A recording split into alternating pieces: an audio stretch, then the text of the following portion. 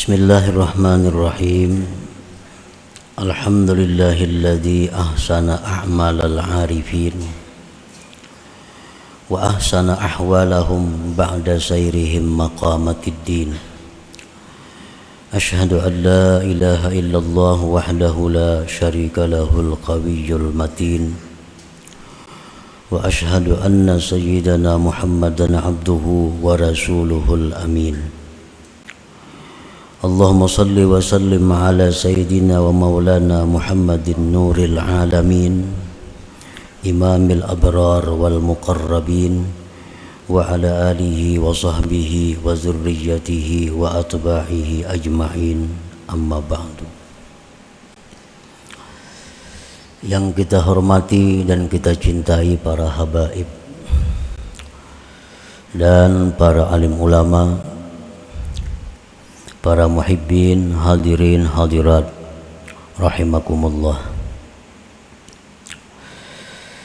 Puji dan syukur senantiasa kita haturkan kehadirat Allah subhanahu wa ta'ala yang melimpahkan kepada kita berbagai macam nikmat, anugerah dan pertolongannya, sehingga kita pada malam ini dapat berkumpul kembali bersama-sama di majelis yang penuh berkah dan rahmat ini.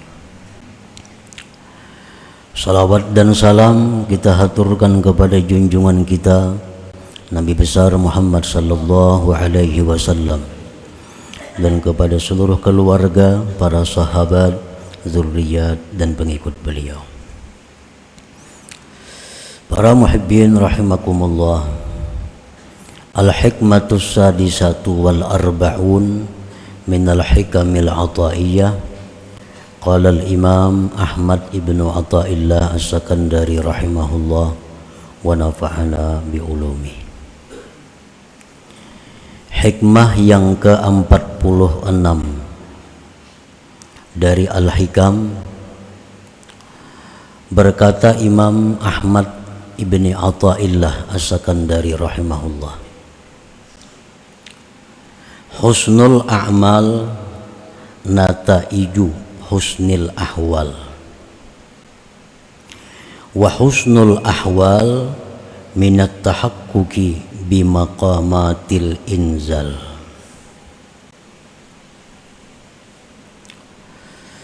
Yang artinya bermula baiknya amalan-amalan merupakan buah daripada baiknya keadaan-keadaan, dan baiknya keadaan-keadaan itu bagian daripada kenyataan dengan menempati makam-makam agama.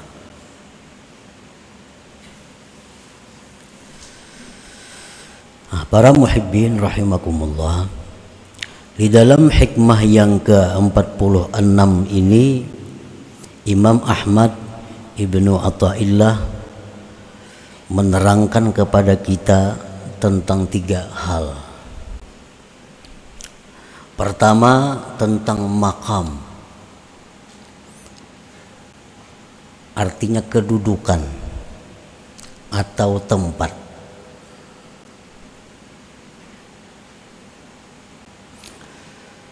Kedudukan itu membuahkan ahwal, keadaan yang baik. Keadaan yang baik itu membuahkan amal yang baik. Jadi ada 3 hal. 1 amal, yang kedua hal, yang ketiga makam.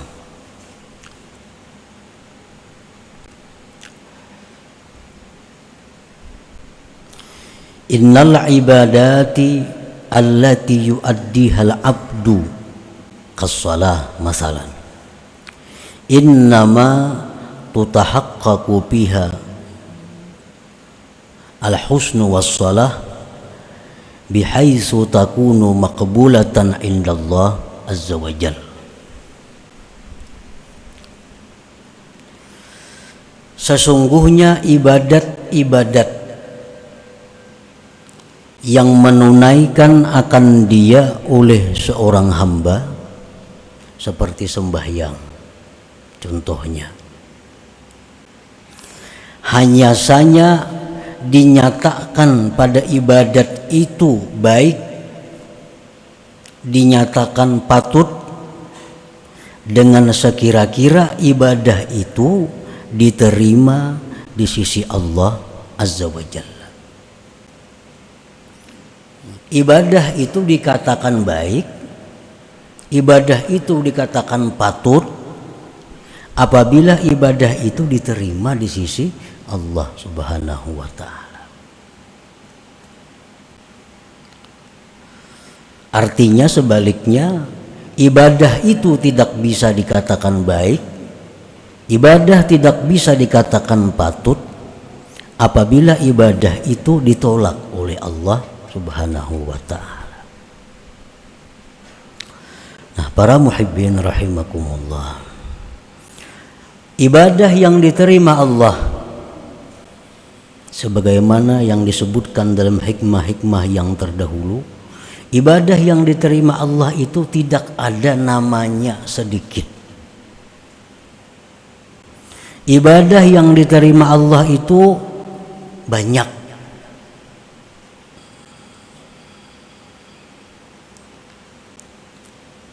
Misalnya 2 rakaat sembahyang, tapi diterima oleh Allah. Maka 2 rakaat itu jangan dikatakan sedikit. Itu banyak 2 rakaat itu kalau diterima oleh Allah. Jangankan 2 rakaat, 1 tarikan napas zikir la ilaha illallah, kalau diterima nilainya banyak di sisi Allah. Jangan dibilang sedikit. Nah, tetapi kalau ibadah itu ditolak oleh Allah, itu kada bisa dikatakan banyak, walaupun banyak. Orang sembahyang 1000 rakaat tapi ditolak oleh Allah, kada kawa dipadahkan banyak itu. Imam Ali karramallahu wajhah berkata, ujar Sidin, jangan kamu mementingkan banyaknya ibadah, tapi hendaknya kamu mementingkan diterimanya ibadah itu. Karena ibadah yang diterima itu tidak sedikit. Artinya ibadah yang diterima itu nilainya besar, nilainya banyak. Nah, jadi jangan kita berusaha untuk memperbanyak ibadah terlebih dahulu, jangan. Yang kita usahakan terlebih dahulu adalah bagaimana cara supaya ibadah itu bisa diterima di sisi Allah. Ini yang kita pelajari, ini yang kita usahakan. Kayak apa caranya supaya ibadah itu diterima. Nah, jangan berpikir supaya ibadah itu kawa banyak. Kayak apa yuk ibadah itu supaya tahan semalaman berzikir, kada usah berpikir itu. Kayak apa yuk sembahyang itu supaya kawa 1000 rakaat semalaman, kada usah berpikir itu. Nang dipikirkan dahulu kayak apa cara supaya ibadah itu diterima walau 2 rakaat. Nah, itu yang kita cari terlebih dahulu.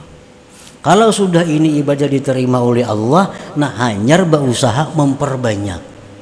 Ayo aja lagi 1000 rakaat kah, tapi asal diterima oleh Allah Subhanahu wa Ta'ala.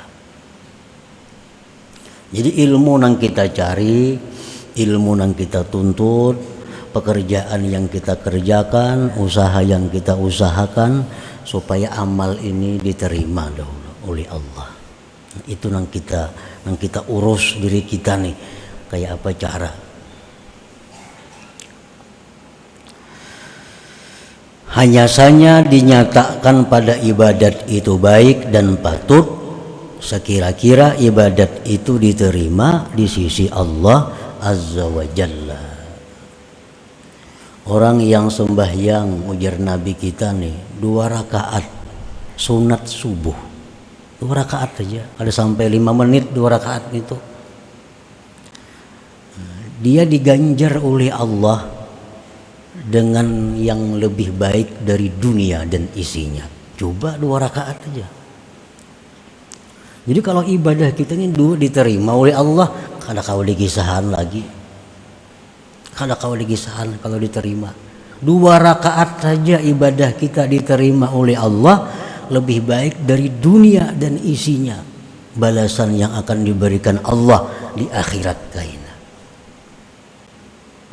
Rasulullah SAW bersabda, orang yang berzikir dengan zikir yang panjang, La ilaha illallah, dihapus dosa 4.000. Nah, amun diterima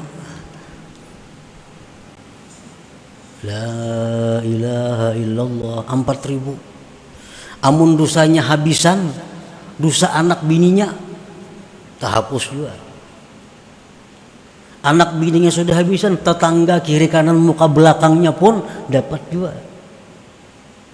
1 kali la ilaha illallah. Nah, jadi itu jar Sayyidina Ali tadi, itu yang kita cari, itu yang kita pentingkan, kayak apa cara supaya ibadah itu diterima oleh Allah. Ini yang kita sungguh, ini yang kita berhimat dahulu.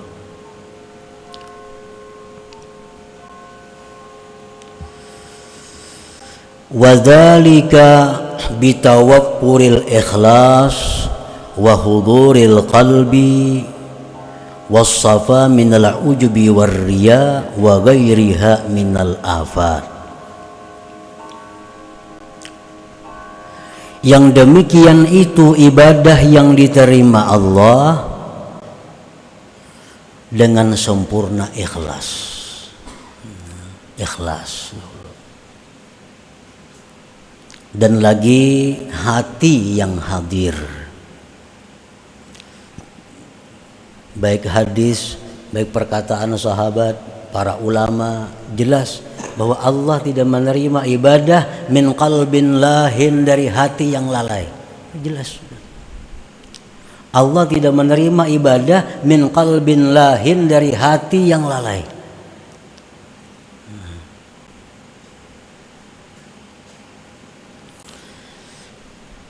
Ibadah yang diterima itu dengan sempurna ikhlas, hadir hati, bersih dari ujub dan riya dan yang lainnya dari penyakit-penyakit.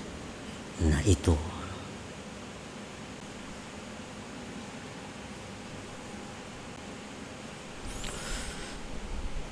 Ibadah yang sah. Ini urusan ilmu fikih. Kayak apa supaya sah sembahyang, supaya sah zakat, supaya sah puasa, supaya sah umrah hajinya.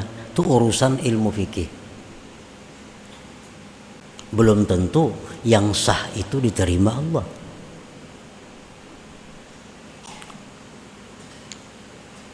Apabila ibadah itu diterima Allah, itu sudah pasti sah. Sudah pasti sah.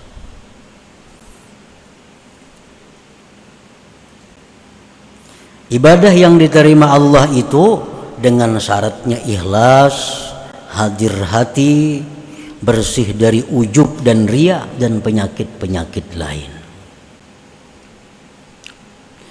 Ghaira anna hadhihi sifat yata'assaru wujuduha illa bihusnil ahwal. Melainkan ini sifat-sifat tadi, ikhlas, hadir hati, bersih dari ujub, riya, itu sulit didapat. Sulit didapat kecuali dengan baiknya ahwal. Nah, dengan baiknya keadaan-keadaan.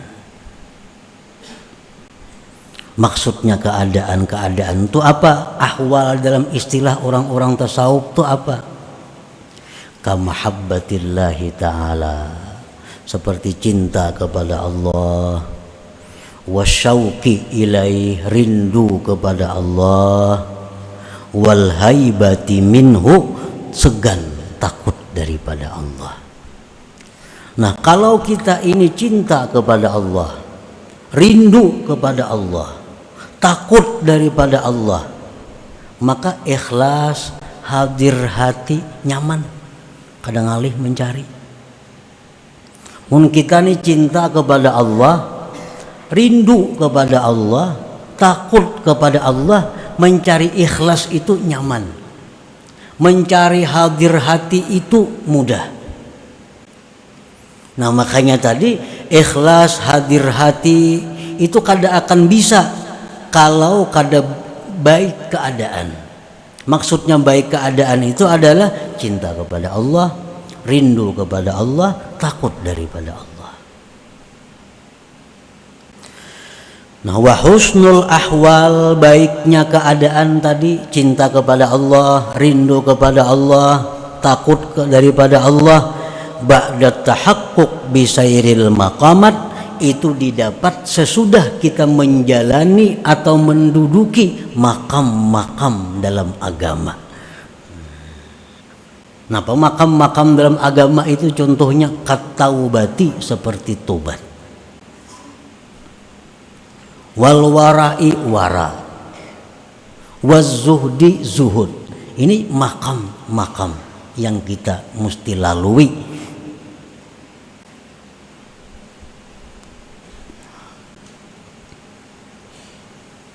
Jadi kita kada kawa cinta kepada Allah, kada kawa rindu kepada Allah, kada kawa takut lawan Allah kalau kita kada melalui makam-makam tobat dulu, wara, zuhud, dan lain sebagainya.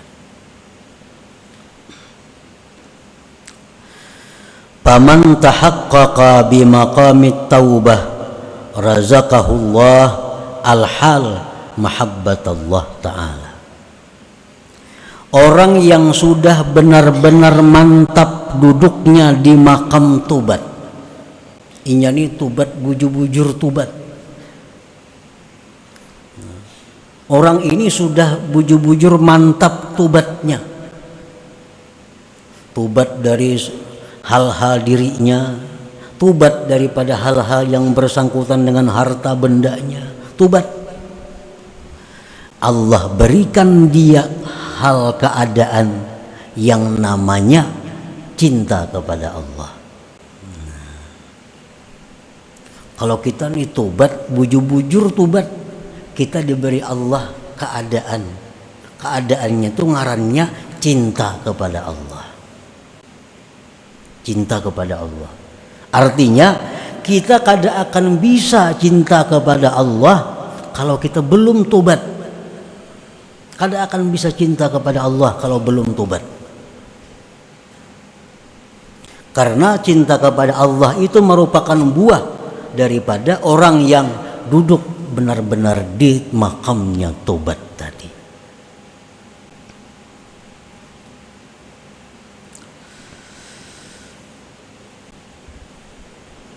Tobat itu ibarat bangunan laksana pondasi.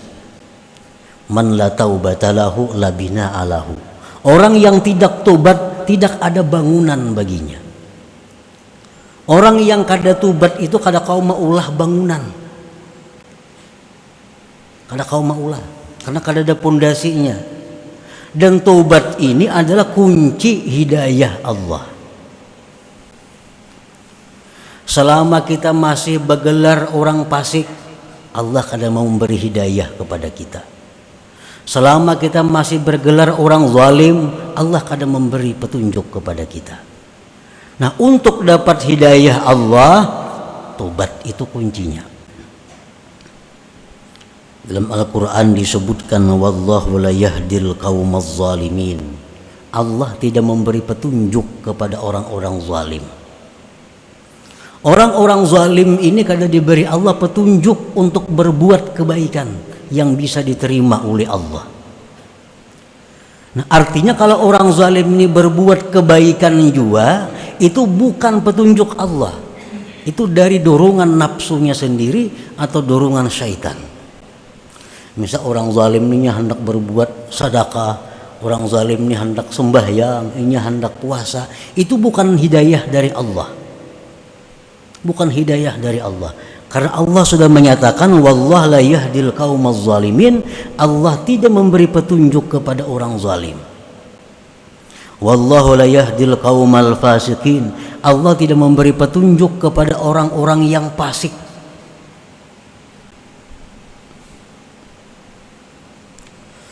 Tsumma jatabahu rabbuhu fataba alaihi wa hada. Nah, tobat tadi kunci hidayah. Allah menyatakan bahwa Allah memilih dia, Allah beri dia tobat, dan Allah beri petunjuk dia. Fa amma man taba wa amana wa amila salihah fa asa ayyakuna minal muflihin. Ujar Tuhan, orang-orang yang tobat, beriman, beramal saleh, dia akan jadi orang yang beruntung. Nah, jadi makam yang pertama yang mesti dilalui nang kita urus bujur-bujur adalah makam tobat ini. Maka bila makam ini kita kada baik, ahwal kita kada baik. Bila ahwal kada baik, amal kita kada baik juga. Nah, itu ya aja rantainya.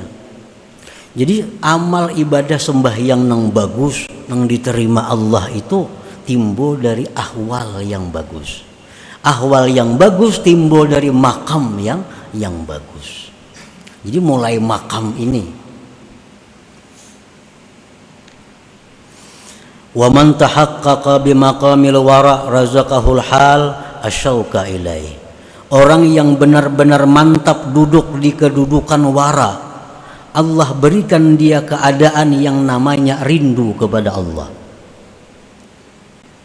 Kalau kita bujur-bujur wara, pasti ada dalam hati kita rindu kepada Allah itu. Rindu ini melebihi dari cinta. Setiap orang rindu pasti cinta. Setiap orang cinta belum tentu rindu. Belum tentu rindu. Nah, kalau rindu ini sudah jelas cinta yang luar biasa. Ini makam yang dilalui. Wa man tahaqqaqa bi makamiz zuhdi razaqahullah al-haibata minhu. Orang yang bujur-bujur duduk di tempatnya zuhud, Allah beri dia keadaan yang namanya takut daripada Allah. Al-maqamatu makasibu wal ahwal mawahibu minallahi ta'ala. Makam-makam ini adalah usaha dari kita, sedangkan ahwal itu adalah hadiah dari Allah. Kita berusaha tobat,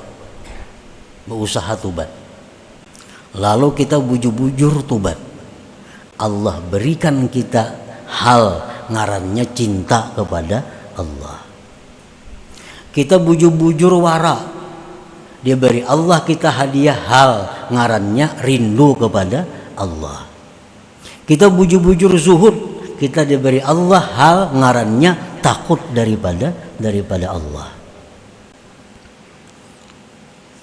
Nah, para muhibbin rahimakumullah,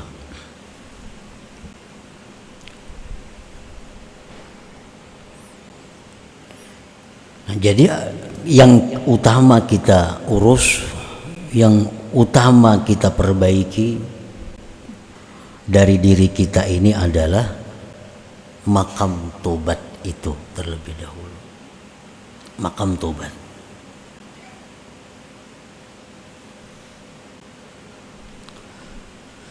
Kita periksa satu persatu anggota tubuh kita, dari mata, telinga, hidung, mulut, tangan, kaki, perut, kemaluan dan lainnya. Nah, kita kontrol itu. Kalau itu ada membuat pelanggaran-pelanggaran hukum Allah, kita minta ampun kepada Allah, Allah mengampuni. Allah mengampuni. Kalau kita ada sifatnya zalim kepada orang, menggibah, memfitnah, mendakwa, kita minta halal kepada orang itu. Kita minta halal kepada orang itu. Kalau orang ini kadang memberi halal kepada kita, Allah akan mengambil satu kebijaksanaan yang menguntungkan kepada kita. Yang penting kita minta halal. Tobat dari urusan harta benda, kita kontrol harta benda kita. Mana yang didapat dari sumber halal, mana yang didapat dari sumber syubhat, mana yang didapat dari sumber haram. Yang dari sumber haram kita kembalikan kepada pemiliknya. Yang dapat dari sumber syubhat kita kembalikan kepada kepentingan kaum muslimin. Yang halal itu yang kita tinggal. Nah, ini tobat dalam masalah harta. Bila sudah kita bujur-bujur melakukan itu, otomatis sudah hati kita ini akan cinta kepada Allah. Akan cinta kepada Allah. Nah, bila kita cinta kepada Allah, ibadah kita itu nyaman ikhlasnya, nyaman hadir hatinya. Maka bila ibadah ini ikhlas, hadir hati, itu tanda-tanda ibadah yang diterima oleh Allah Subhanahu wa ta'ala. Apalagi orang ini sudah wara. Nah, kalau wara ini bujur-bujur sudah inya wara, diberi Allah kerinduan kepada Allah. Mana cinta, mana rindu, maka ibadahnya akan semakin nyaman, ibadahnya akan semakin khusyuk, ibadahnya akan semakin baik. Ditambah pulang zuhud, diberi Allah pulang takut daripada Allah, ibadahnya makin hebat lagi. Jadi kalau kita hendak memperbaiki amal, kada bisa, kada kawa kalau kada ahwal nang kita dapat dahulu. Ahwal ini kada bisa dapat kalau kada kita bujur-bujur menempati makam ini dahulu. Nah, tobat bujur-bujur kepada Allah, dapat cinta. Dari cinta itu amal kita akan bagus. Wara bujur-bujur, kita dapat rindu kepada Allah. Bila kita rindu kepada Allah, ibadah dengan mudah khusyuk. Ibadah dengan mudah khusyuk. Nah, sudah rindu lawan Tuhan apa? Kada sembahyang hanya khusyuk, apalagi sembahyang. Di kamar, di jalan, di pasar, hanya rindu lawan Tuhan, selalu ingat Tuhan. Sembahyang, membaca Quran, apalagi. Nah. Jadi faman kanat ahwaluhu mahabbatallah ta'ala wa syauqa ilaihi wal haibata minhu fala budda mukhlisun til ibadat wa qalbuhu hadirun biha. Barang siapa yang keadaan orang ini cinta kepada Allah, orang ini rindu kepada Allah, orang ini takut kepada Allah, pasti dia ikhlas ibadahnya, pasti ikhlas, dan pasti hatinya hadir pada ibadat itu, pasti hatinya hadir. Kenapa kita kadang-kadang hanya tubuh kita yang beribadat, hati kada umpat? Tubuh sembahyang, tapi hati kada umpat sembahyang, makanya Allah kada menerima itu. Tubuh mulut baca Quran, tapi hati kadang baca Quran. Mulut berzikir, tapi hati kada umpat berzikir. Kan itu kenyataan yang kita alami. Kada ingat kunci sembahyang, timbul ingat. Mana kamu anda kunci? Allahu Akbar, saku di bawah lemari andaknya jadi hati nih. Jadi hati kita kada umpat sembahyang, hati kita kada umpat membaca Quran. Kenapa sebabnya? Satu sebabnya kita kada terlalu cinta kepada Allah. Apalagi rindu maginnya kada ada. Apalagi haibah kepada Allah. Nah, untuk mendapatkan cinta, rindu, takut, kita mesti melalui makam-makam tadi. Tobat yang bujur, wara yang bujur, zuhud yang bujur. Jadi kalau hendak memperbaiki kita secara total, baiki mulai akar-akarnya.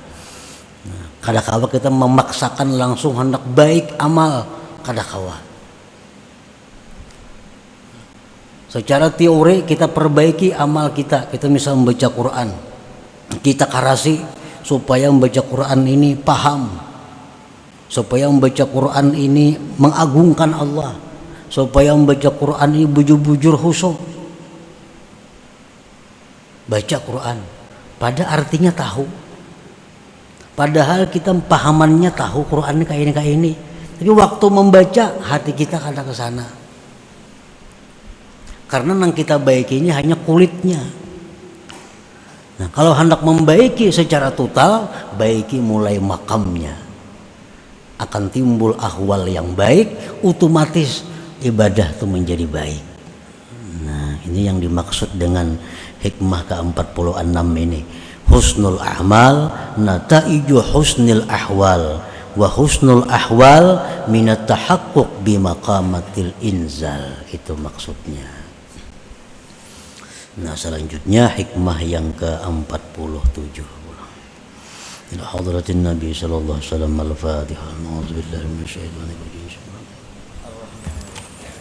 إياك نعبد وإياك نستعين اهدنا الصراط المستقيم صراط الذين أنعمت عليهم غير المغضوب عليهم يا الله بها يا الله بها بحسن الخاتمة الله بها الله بها يا الله بحسن الخاتمة يا الله بها يا الله بها يا الله بحسن الخاتمة فيا أيها الرجل منه شفاعة صلوا عليه وسلموا تسليما